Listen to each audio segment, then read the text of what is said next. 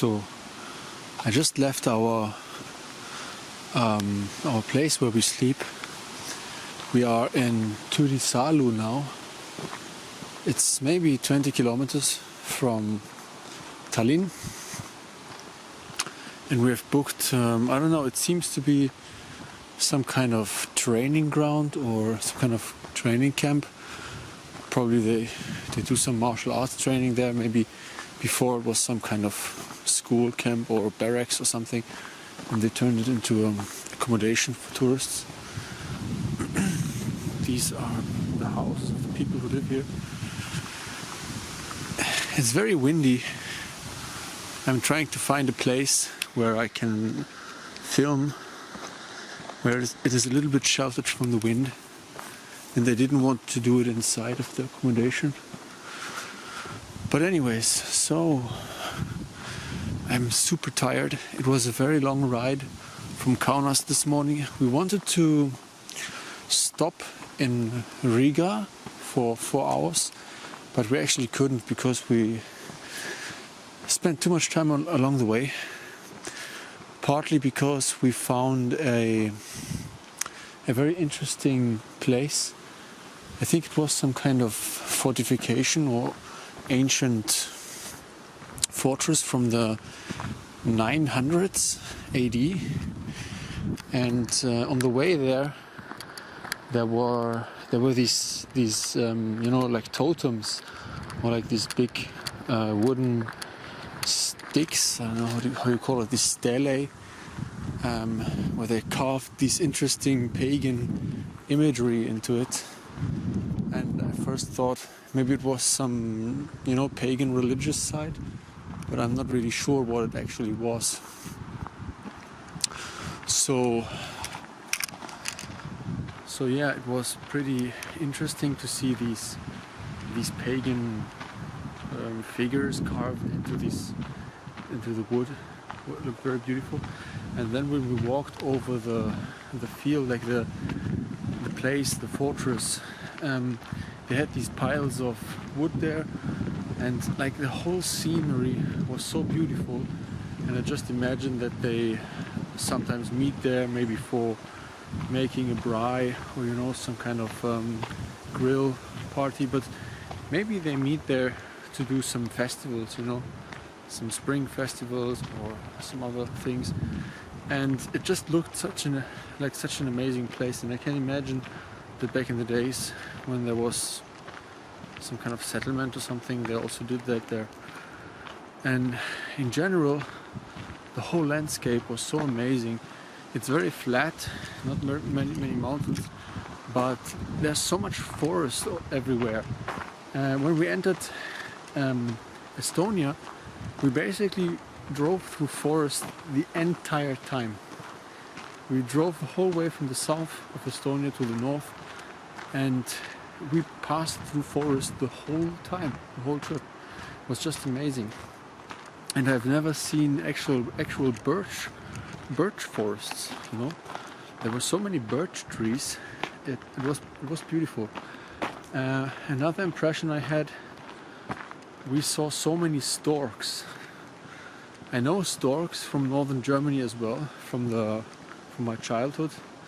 My grandparents, they had this big pole. That's the word, pole. They had this big pole with the stork nest on top, and every year in spring, I think the stork would come back. But I haven't seen them in Germany that many lately. But here it's just teeming with storks. We just passed a big field where there were maybe 6 or 7 storks on one field. It was really nice. What else? Let's go over there. What else? What other impressions I got? We passed, especially in Estonia, we passed through cities that seemed to be like little towns that seemed to be entirely built from wood. That was really beautiful, but it was pretty old buildings, not really well maintained. Unfortunately, the new buildings and the well-maintained buildings are also quite modern here. Now, what else did we do?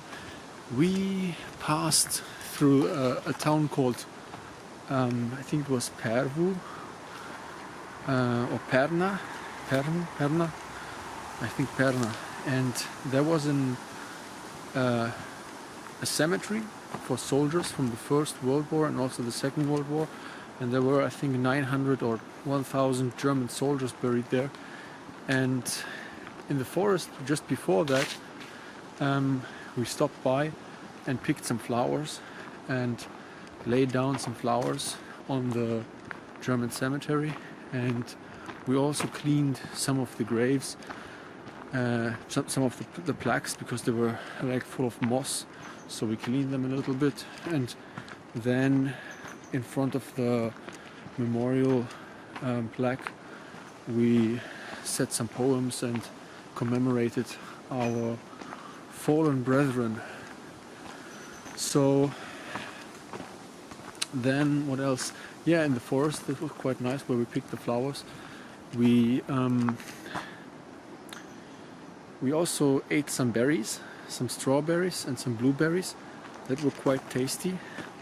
And they were very small, but you know, natural from the forest, and they tasted completely different from what you get in Germany in the supermarket. Like in Germany in the supermarket, maybe you get strawberries this big or so, you know, and in there they were like this, and they tasted 10 times better. So you know, there's really no use to enlarge the fruit, you know. I mean, you will not enlarge the content, neither the taste nor the vitamins, I guess. I guess when you breed the fruits to be bigger, you just, you know, and you just increase the fiber or whatever, you know, the structure of the food, but not the contents. Anyways, I have not found a good place to film yet, but I think I don't have to expand this too much. I took notice of the people a little bit, and I must say, you know, they are pretty, how should I say it, not to offend anybody, but you cannot see many people from Arabia here, or from, you know, from Africa. And obviously I don't have anything against people from Africa, but it's just nice for a change to be in a country where you actually have the ethnic original population still living there, and it's just nice. I also feel, I don't know, I can't really describe it, but it feels like I'm breathing fresh air again. And this is in many senses, because first of all, in Germany it was so hot and damp and unbearable the last weeks, and now here it's quite cool, you know, it's maybe 15-16 degrees and it's very windy, and it's just nice, you know, it's just a beautiful climate. When we were at the ancient fortress, there was a little drizzle, you know, coming down, and it was not too hot, not too cold, not too dry, not too wet. It was just perfect, just amazing. So the climate is beautiful here in the summer, but also, you know, when we stopped by the fortress, it was actually not the first thing that we saw. Along the way in Lithuania, we saw many like sites that seemed to be some kind of religious pagan sites, you know, with huge poles of wood with figures carved inside the wood, and then like a big sun, or a metal sun on top of the pole. And we saw that several times, and I think it has some kind of religious pagan meaning. I know that in Lithuania there is a officially renowned or officially recognized group called Romuva, if I spell it correctly, and they are like an ancient pagan religious group, and they are recognized by the government, and that's really beautiful. And man, I could talk a lot about the many interesting aspects of the Baltics. They have such an original religion. They have this ancient language, which is basically Proto-Indo-European. So all the other European languages basically stem from them. So you can find out a lot about your own language, about the meaning of the words, if you learn Lithuanian. That's what I would guess. You know, just as an example, I know that in Latvian the name folk song is called tauta dziesma, and you know, the tauta, the folk, you know, this is what the word Teutons mean. You know, the ancient Teutons, the Teutonen, that's the people. You know, that's the folk. So Deutsch means folk, from the folk, and it's the same root as tauta, and they still speak, they still use the word here. I find that absolutely remarkable. It's also the same word for the Tuatha de Danann, you know, the people of the goddess Danu, aka the Celts or the Irish or their mythical ancestors. So we are here at a very rooted place, you know, where a lot of the roots of the European culture still are and still are alive. And you can also see this sometimes in the faces of the people, you know. They're very fair-skinned, fair-haired, blue-eyed. It's just beautiful, you know. And they have a very light tone of blonde, you know, almost white. Some of them, you know. Unfortunately, you can also see quite a few degenerated people, like, you know, westernized people with piercings and tattoos and listening to their cell phone music, you know, stupid Western music. But in general, the people look very healthy and very natural and very relaxed, you know, not exaggerated, not agitated, just normal. And it's very relaxing. This is what I mean by you can breathe fresh air. You don't have that many advertisements everywhere. It's just, it feels more pure and more natural here to be here. At least this is my first impression. And it's really quite amazing. I feel really great here so far. And yeah, what else? I think that's pretty much it for the second day. I'm completely exhausted. I'm very tired. And I will probably soon go to sleep. Although it's still quite bright here. You know, I think it's 11:30 and it's still, you know, plain daylight. So yeah, we are in the northern summer now, you know. I don't know if geographically this should be quite similar to, you know, middle Sweden, I would guess. So we're quite up north here. So yeah, stay tuned for the next days. Tomorrow in the evening there's the first event in Tallinn, and we will probably spend the day in Tallinn tomorrow, and I'll keep you updated and send you some new vlog tomorrow in the evening. So bye bye.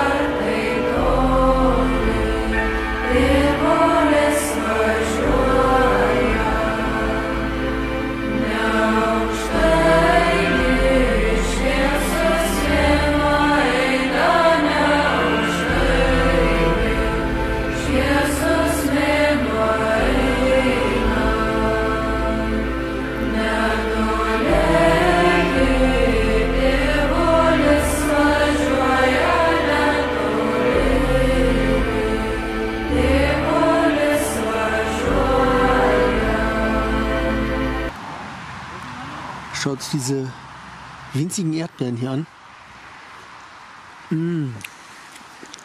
So lecker. Ich habe noch nie so leckere Erdbeeren gegessen.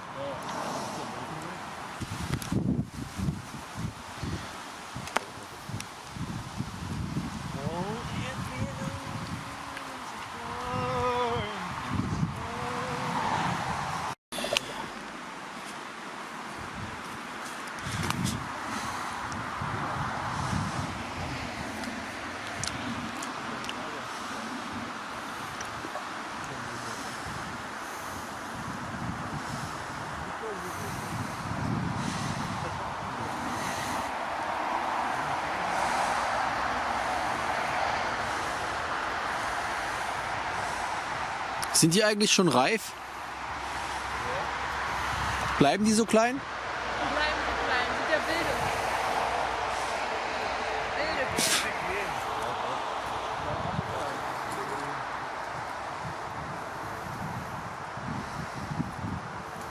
Könnten vermutlich noch ein bisschen reifer werden, aber...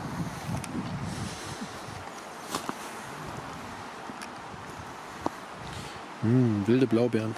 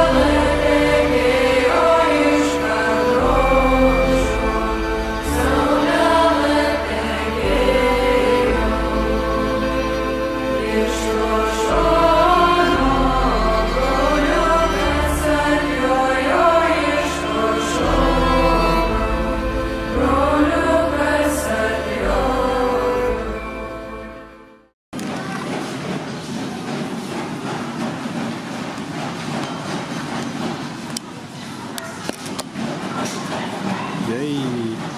Veganism has arrived in Estonia as well. Look what they got here. Vegs. 100% plant-based egg replacement. What the fuck? Why are vegans obsessed with faking non-vegan food? I don't get it. I just don't understand.